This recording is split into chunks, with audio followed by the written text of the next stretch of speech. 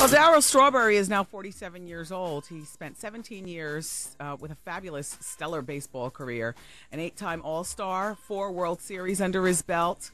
Then there's the suspension for cocaine possession, the colon cancer, several charges of domestic assault, several arrests, several stints in drug rehab. He's currently married to his third wife, who he met in drug treatment center. He's the father of 5 children that we know of. We'll get to the bottom of that when he comes in. He is now a devout Christian. His life is the church and helping with autism and assisting troubled youths. Let's open the door for Darryl Strawberry. All right. Hi. Hey, how you doing, Wendy? I'm doing well. Oh, good. Well, we've never met one another. No, we haven't. But I did not, you've been around for so long. I just think of you as being a 50-something-year-old man. I do. I'm getting close. Well, so aren't we all? Yes, we are. Yeah, you and I are similar in age. I'm a couple of years younger than you. But you've been around forever. And I'll be damned, for all the drugs you did, you look good. I saw you on the news the other day here in New York on Fox. I was like, his face does not look weathered. Well, thank you. Yeah. I am blessed, and I'm thankful for it. And, yeah. So opportunity to do great things. So now let's talk about the steroid era. What? Of course, everybody loves talking about the steroids. Yeah. Steroids are a drug that I don't recall them ever saying that you took. Were you ever caught up in some steroid mess? No, because they wasn't around at the time I was playing. Okay. But of course, if they would have been, I would have been taking them. Yeah. No question. I think a lot of people don't get honest about what they do, and I think it's important, when you do those kind of and make those kind of mistakes, as far as the era of steroids, it's not about the guys that took the steroids. It's really about the young youth that's coming up behind them and thinking in sports that, that's the way to go. Yeah. And you destroy yourself like that as a young person. And I think you got to be extremely careful about those particular things that happen. Now, young Darryl, your son, is also an athlete. Yes, he's a basketball player, DJ. He played over in Europe this year. Very nice. Now, does he take steroids? Oh, of course not. Okay. He doesn't touch anything. He knows better. I mean, I've explained my whole life. I mean, he's got a chance to see my life and everything, and realize that I was in the public eyes. Yeah. And, he's taken the right road. He went to the University of Maryland and played basketball there. Then got drafted by the Phoenix Suns, and he went over to Europe this year. So he's looking to come back to the NBA. He's got some offers on the table for the NBA next year. So you and your wife, Tracy, your third wife, you've been married to her since 2006, and the kids who are still young enough to live with you live in Missouri. No, actually, it's just me and Tracy, and we have one of her boys that lives with us. Okay. My youngest is living in Florida with their moms. Okay. And my other youngest is Jordan. He's 14. He's another basketball player. He's going to modern day high school next year. He got recruited to the school DJ, went to play basketball. Very nice. So, the kids are great. The kids are awesome, and they have been able to learn. I've been able to teach them, the things that I wasn't taught as a young man coming up, because as you go in my book, you can see my house was pretty dysfunctional with my dad. Yeah, I wanted to talk about your father, Henry, your mother, Ruby. Are you still a wealthy man? And I'm not talking about in life's blessings type of way. I'm talking cash. Are you still a wealthy man? I'm okay. I used to think that was important, and I used to think that's what it really was all about, being wealthy and fame. Right. And I realized today in my life that that's not really the most important thing. Yeah. I think a lot of times, we really miss the point. We really miss the point of what blessings are more than anything. And I think I did for a very long time with money, houses, and because I had all that stuff, Wendy, and it was just real empty. It didn't even matter. It didn't matter to me. And people could say, well, how couldn't you? Because you come from the inner city, you come from the ghetto with nothing. But we understand coming from there with nothing. Yeah. We have to go into a break. I want more talk with you. How much was a gram back in your heyday? How much was a gram? It was free. Oh, well, of course. No wonder why you got dumb high. I was just talking with my new friend, I think, Darryl Strawberry, and do you know that Darryl had to give his first? Can I say it? Was that a secret? It's no secret, Okay. He had to pay up $5 million to his first wife in the divorce, but that was nothing because you were wealthy in spades financially at that particular point. Yeah, I mean, life to me is not really all built around money. Money can always be made, but happiness. And can you find happiness? Right. And, in the first marriage I didn't, and my second marriage I found happiness, but then I made a lot of bad decisions. I was a liar. I was a cheater. and I went out and used drugs and messed with other women and hung out at strip joints and did all the things that you're not supposed to do as a man. I read a story about you getting high in the broom closet at a rehab. You've been in rehab a lot.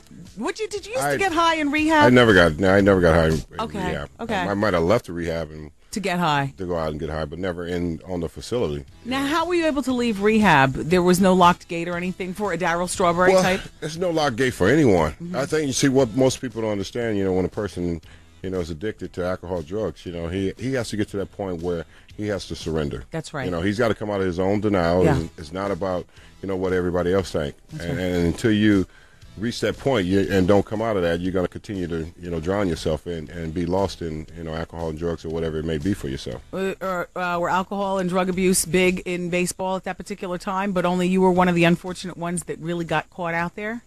I think it's always been in sports. You ever sniff with some of your Yankees and Mets and Dodgers players? Never did that. I was more of a loner. Okay. I kind of know how to, I'm kind of a street guy. I'm smart, because I come from the inner city, South Central LA. Yeah. So I know my way around. Right. And I know the holes to go in, the holes not to go in. So when you learn all that when you grow up. So you would get high alone and then use Visine and go around everybody else and look, your mouth would be winding. You'd be ticking. Wendy, but I never did go around. Other people, players and stuff like that. And, it's just a lifestyle out there. You get in and you get lost, and most. No, go ahead. Go ahead. Most of us young African Americans that get success, has a tendency of finding our way in the limelight there in the world and chasing everything, which is really not.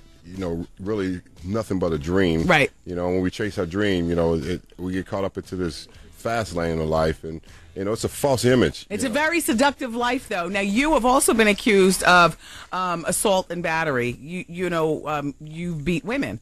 No, I don't beat women. I've hit my first wife before. Yeah. Well, that's why you got. That's why she got her $5 million. Well, that's not right, Darryl. We got into. I know it wasn't right. There's no question. I was not right. And I was always active in alcohol and drugs, and and you get into altercations and things occur. But as far as ever hitting on women, I've never done that. That's not you in your right mind. That's not me. Yeah, good for you.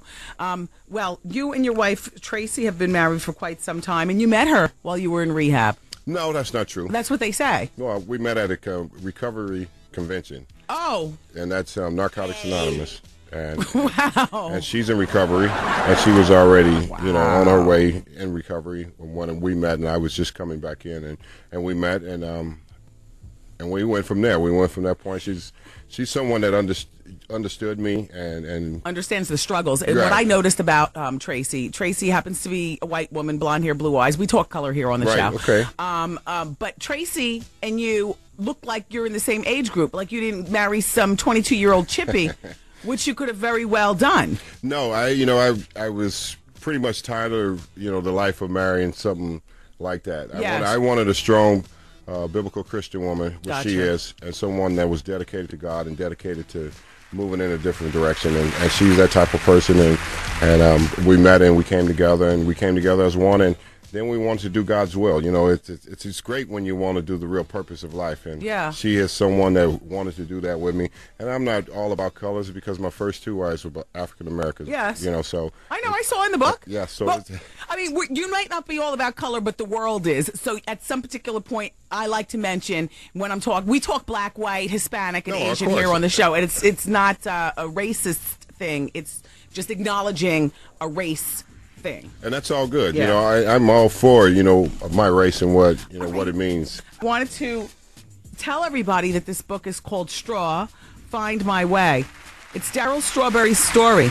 And he's only 47 years old. And you're really, you look great. Well, I'm thankful. I'm grateful. I'm grateful for, I'm grateful for my life. Because, we all think sometime, had we had a chance to do it all over again, would you do it different? Yeah. That's not the case. Your journey is your journey, and then it's the message that you have in your journey.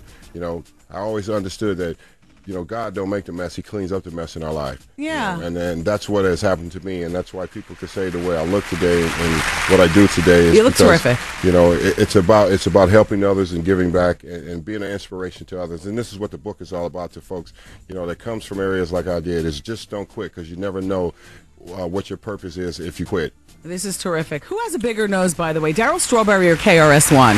It's probably me, but I look a lot better. Yeah, but you want to know what? And your son inherited the nose. Yes, he did. Yes, he did, honey. Yeah. Well, you wait till the other little ones come. You can remember that mark. They're all strawberries.